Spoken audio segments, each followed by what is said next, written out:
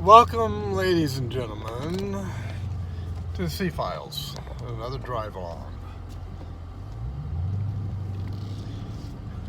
Let's begin with why you want to have a well-trained and well-armed and ready, locked and loaded citizenry in your country. Ecuador. There you go. Drug cartels taking over the news station, police stations, I don't know what else. Basically trying to take the country over. Executing hostages. And making demands.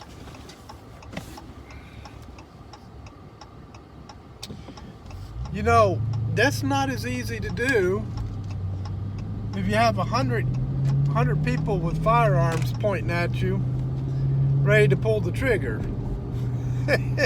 if you try to pull something like that, you walk in. Imagine walking in with your black clothing, your mask, your weapon, here, right? Your rifle.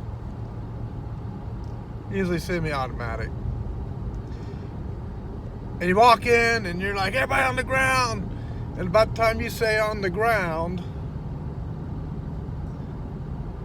50 people with guns are sending lead in your direction. How long do you think that takeover would last?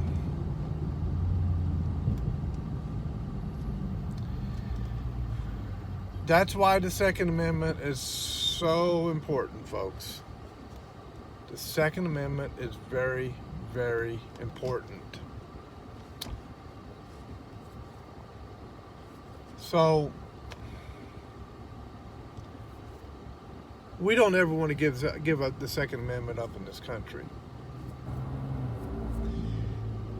There's only one thing that people who do that kind of stuff understand, and that is deadly force. And unfortunately, we have raised a generation in this country that truly don't understand the nature of violence. Anytime that the police use a level of force that's within department policy and within the law,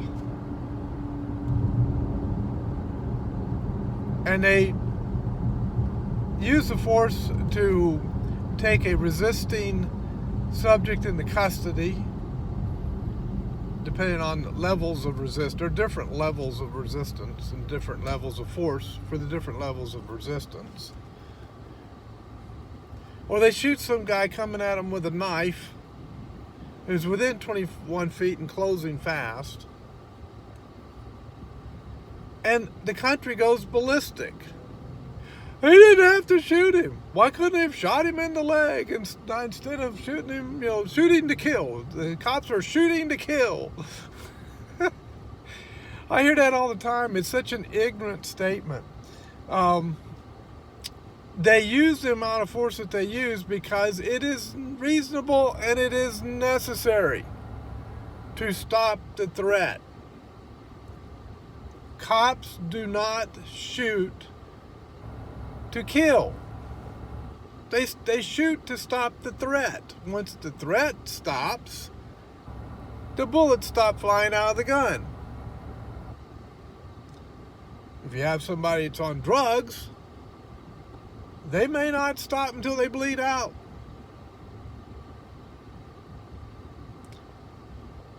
Ignorance is hurting this country. We need to stop being ignorant. So we have a southern border that is being flooded with people from all over the world entering the United States. And the Biden administration is guilty, in my opinion, of treason because they are assisting these people coming across the border. And they're guilty of treason because they're telling the Border Patrol to assist these people coming across the border. That is a violation of their oath. And their oath is to defend this nation from enemies, foreign and domestic. They're not doing that. So, they're guilty, in my opinion, or at least should be able to be charged with treason. Will they be? Yeah, of course not. No, they won't. But you say, what makes them so dangerous? They're just families in bad economic situations trying to escape to the United States for a better life. How many of you actually buy into that argument? Wow. Just wow. Bottom line is, you've got human trafficking coming across the border in droves. There was an illegal alien, and I would use the term illegal alien if I daggum want to, okay? Forget you and your offense, all right? In Chicago, he was from the Middle East, but I can't remember which country it was, but came across the southern border, and he was running a prostitution and human sex trafficking ring in Chicago. They caught him. And who knows what was going on in those tunnels underneath the synagogue in New York. Yeah, that was something. So the other thing is that you've got sleeper cells coming across the southern border,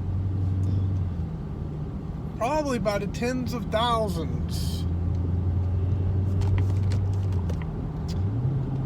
Think Ecuador. How hard would it be for a sleeper cell that came across the border illegally to take over a school and take hostages, a news station and take hostages? Do you see where I'm going with this? And how many sleeper cells are there?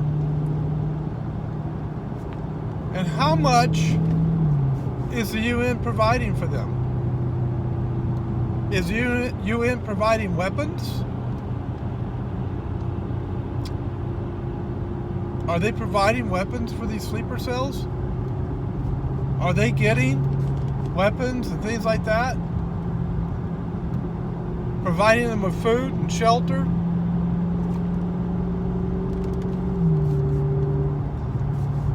This is why I'm saying 2024 is going to be a crazy year, folks. I fully believe we're going to see a lot of false flag operations. We're going to certainly see sleeper cells rise up and create havoc. Our inner cities could very well become war zones.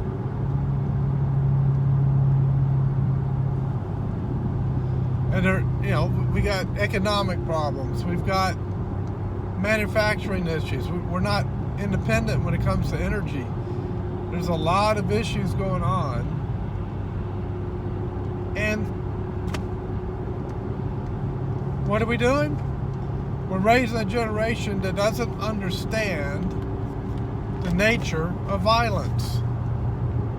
And so they become victims. They just sit there and take the beating, right? Just take the beating and don't fight back. Don't defend your family. Oh no, never do that. Don't defend your community. Nah, don't do that. No. just sit there and let the sleeper cells and all those folks take over your country. Here's why this attempt to bring in sleeper cells and stuff like that to take over the country won't work. We have a well-trained and well-armed citizenry, and we're locked and loaded, and we're ready to go. You keep hearing about all the militias around the country? Yeah, that's why they're there. It's because when a sleeper cell pops up, guess who's going to show up? The militia. Guess who's going to be defending the community? The militia. And if they have a good sheriff's department, good police department that is doing their job, guess who they're going to be working with? The militia. Citizens are to the point in Texas where they are, almost down here, where they are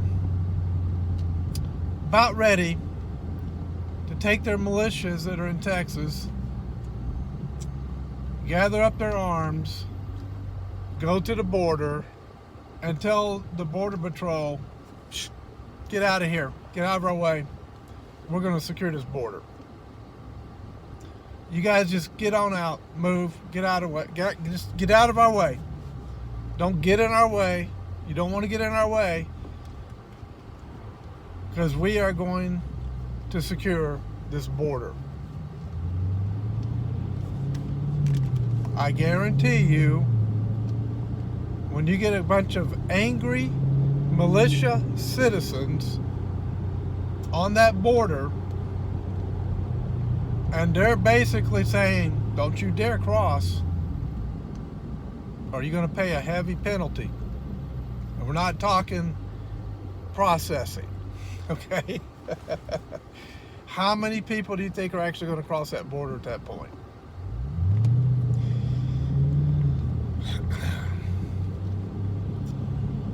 So when disruption starts occurring in our cities and other places in 2024, and maybe you get an EMP burst or something of that nature, something happens that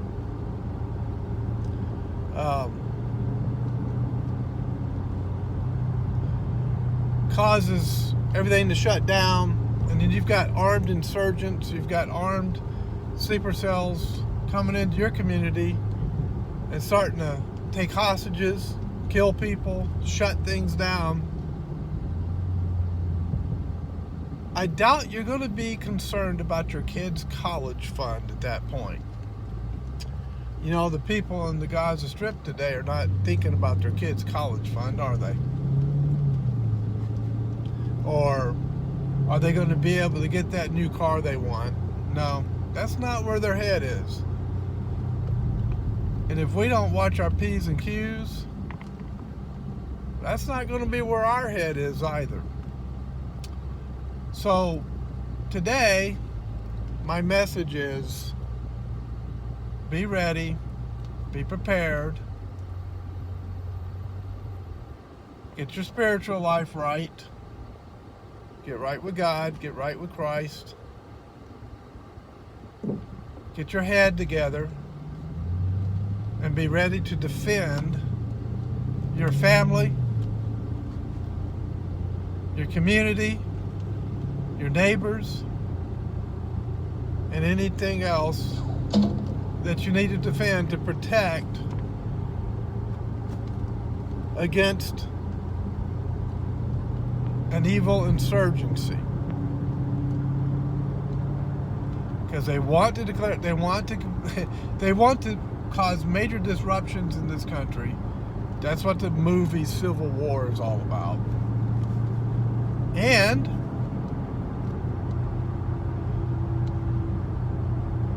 They want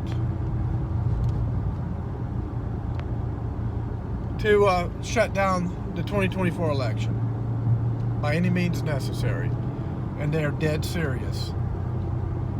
Folks are not playing around. These people will do anything, including killing a bunch of American citizens, to shut down the election. So be prepared. In the meantime, take care of your normal everyday business, but do not be naive, and do not think that everything's just going to be going along hunky-dory all the time. Always be prepared. Prior preparation prevents poor performance. Always remember that.